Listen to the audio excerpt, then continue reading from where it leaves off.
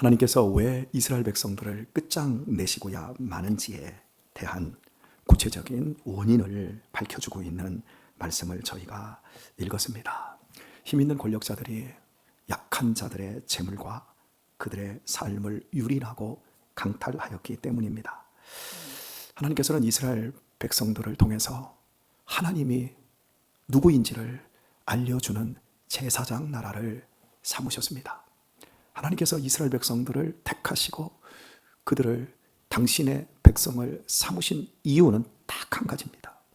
그들이 너무 약하기 때문에, 그들을 택한 이유는 그들이 약하기 때문이라고 말씀합니다.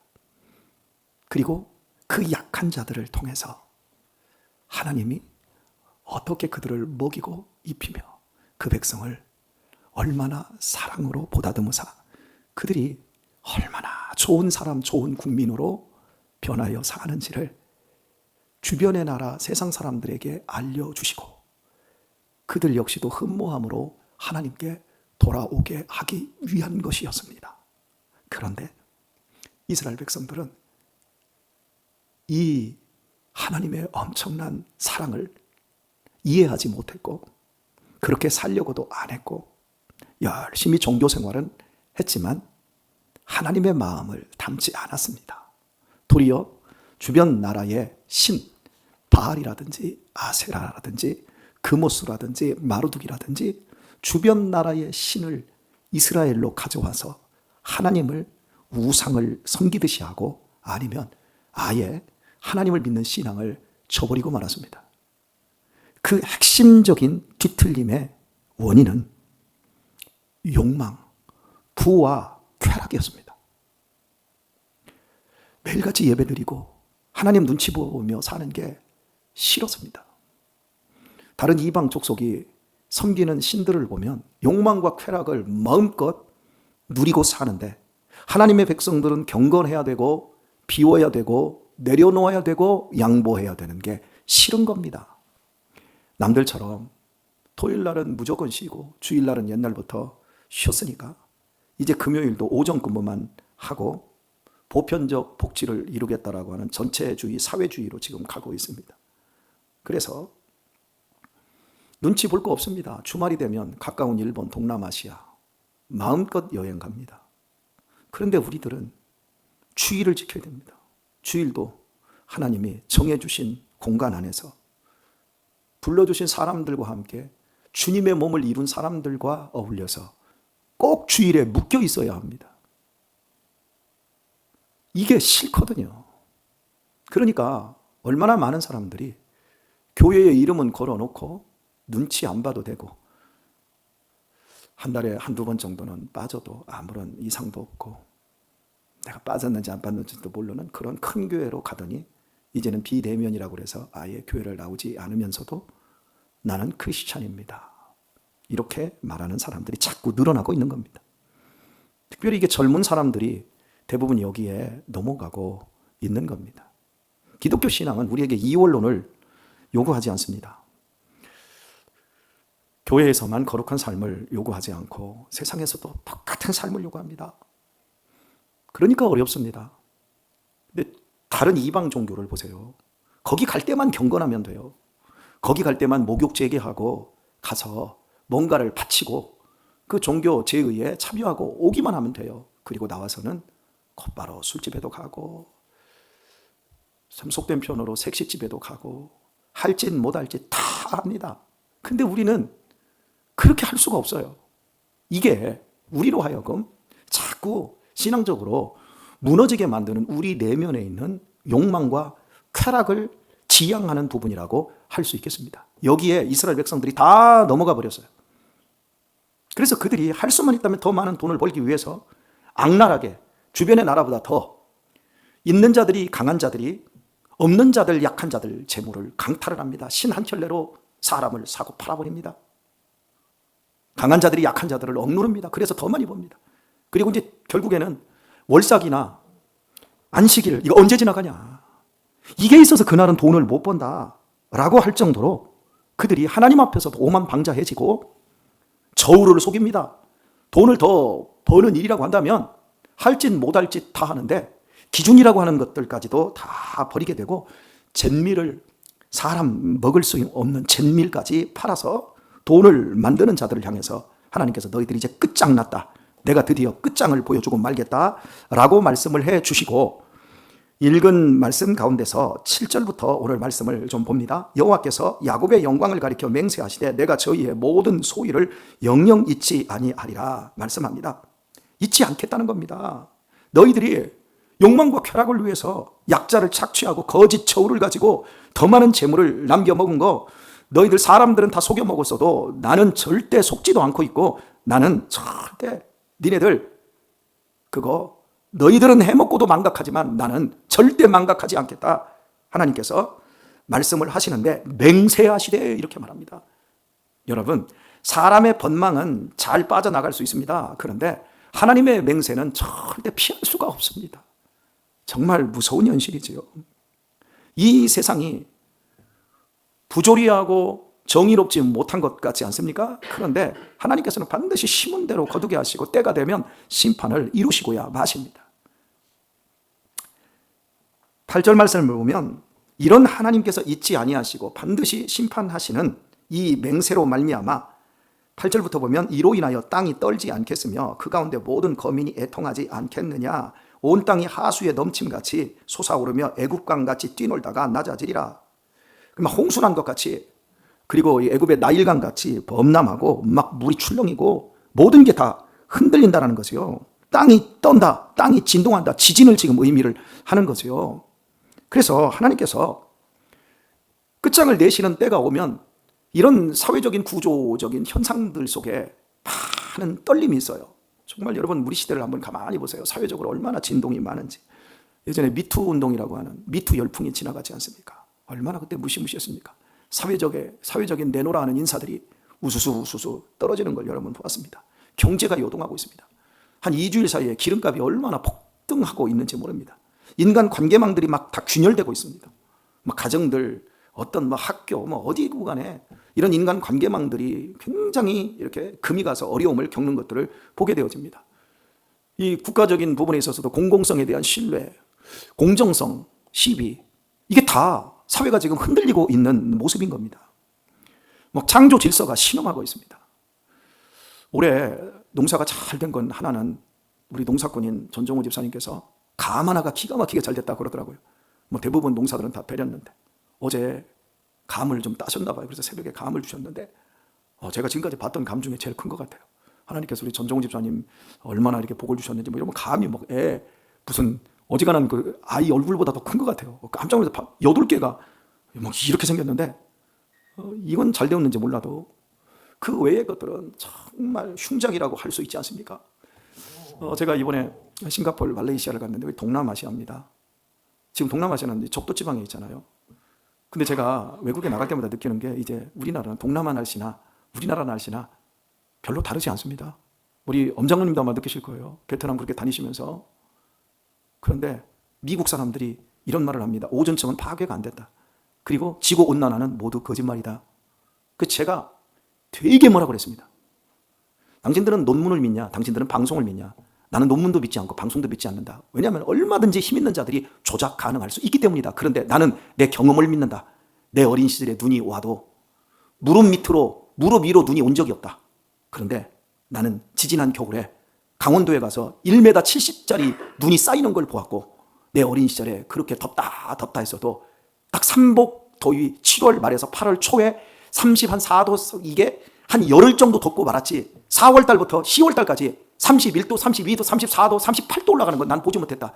당신이 미국 산다고 미국 우선주의에 속아서 그런 식으로 얘기하지 말라고. 그리고 지금 우리나라 예전에 제주도에서만 겨우 조금 길러내었던 제주도에서도 저 한림지구, 저 서귀포 쪽 그 따뜻한 지역, 저 동부 위쪽 지역에서는 조천 그쪽 지역에서는 귤 키우지도 못했다. 그런데 지금은 강원도 고성에서도 귤을 재배하고 있다. 이게 지구온난화가 아니고 이게 뭐냐? 그랬더니 찍소리도 못하더라고요. 얼마나 세상이 우리를 속이고 있는지 몰라요. 정말 위기입니다. 세상이 지금 사회만 흔들리고 있는 게 아니라 하나님의 창조 질서가 신음하고 있어요. 다. 그런데 여러분 왜 이렇게 사람들이 속입니까? 있는 자들, 전 세계를 지배하는 그 강력한 나라들, 미국, 중국, 이런 나라들이 거짓말로 다 사람들을 속이고 세금은 어마어마하게 올리고 니네 잘 살게 해준다. 그러면서 실은 잘 살게 해주는 게 아니라 더 버겁고 힘겹고 그러면서 있는 자들 거 뿐만 아니라 없는 자들의 것을 더 착취해가는 이런 세상. 비밀리에 이익을 챙기며 공동체 전체가 지금 지구라는 공동체 전체가 흔들리고 있는 거예요. 끝장이 오고 있는 거죠.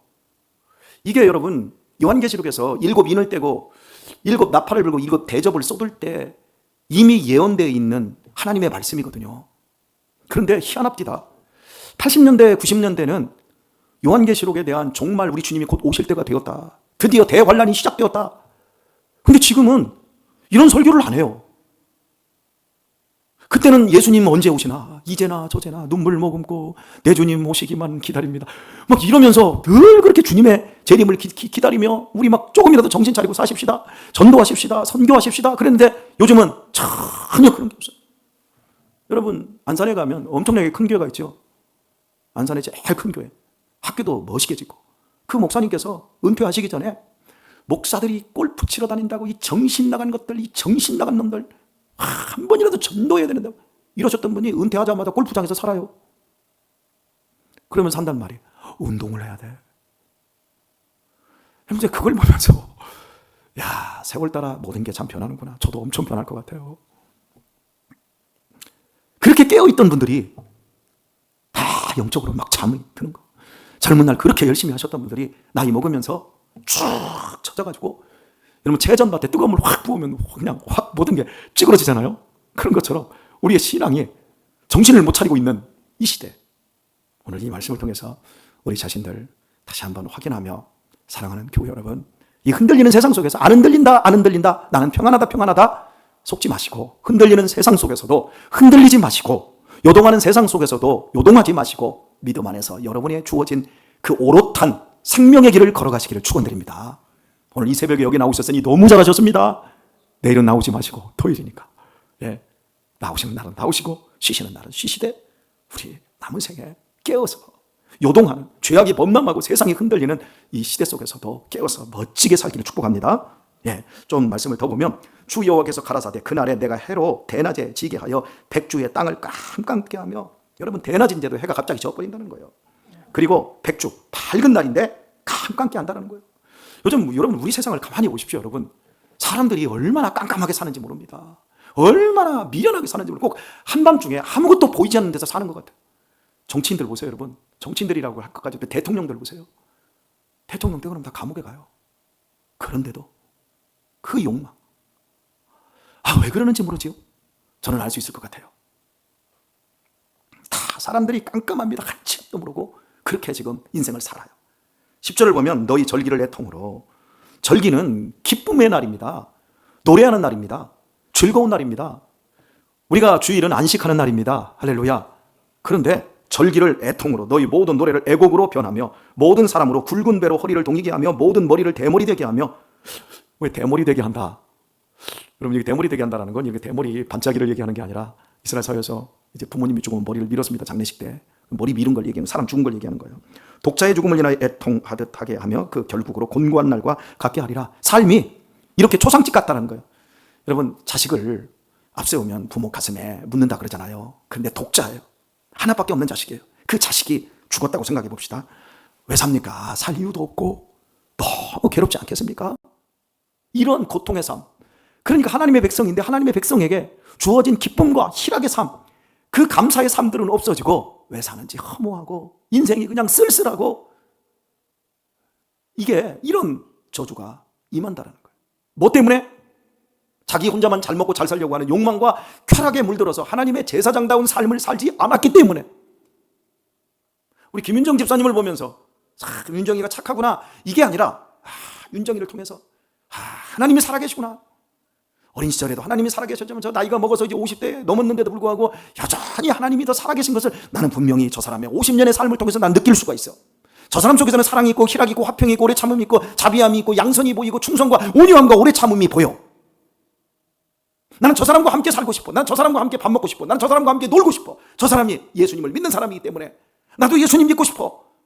나는 강은희 집사를 21살 때 봤는데, 강은희 집사가 이제 43 이렇게 됐지만 그때보다 더 강은희 집사님을 속을 통해서 하나님의 영광이 보이고 하나님의 살아계심이 보이고 하나님이 사람을 어떻게 변화시키고 어떻게 연결게 하시고 어떻게 익어가게 하시는지 나는 보고 있어. 나도 강은희 집사가 믿는 하나님을 나도 믿고 싶어.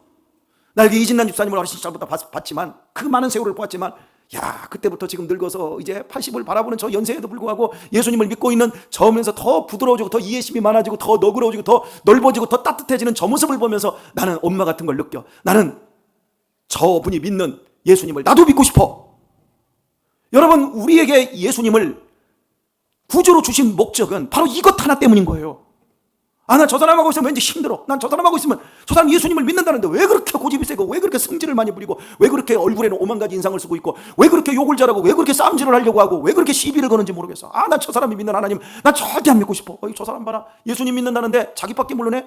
고작 살아가면서 집 바꾸고 차 바꾸고 그냥 골프 치고 놀러 다니고 맛있는 거 먹으러 다니고 저거 맨날 하는 거 보니까 저거 뭐 예수님 믿으나 안 믿으나 뭐 내내 똑같네 뭐.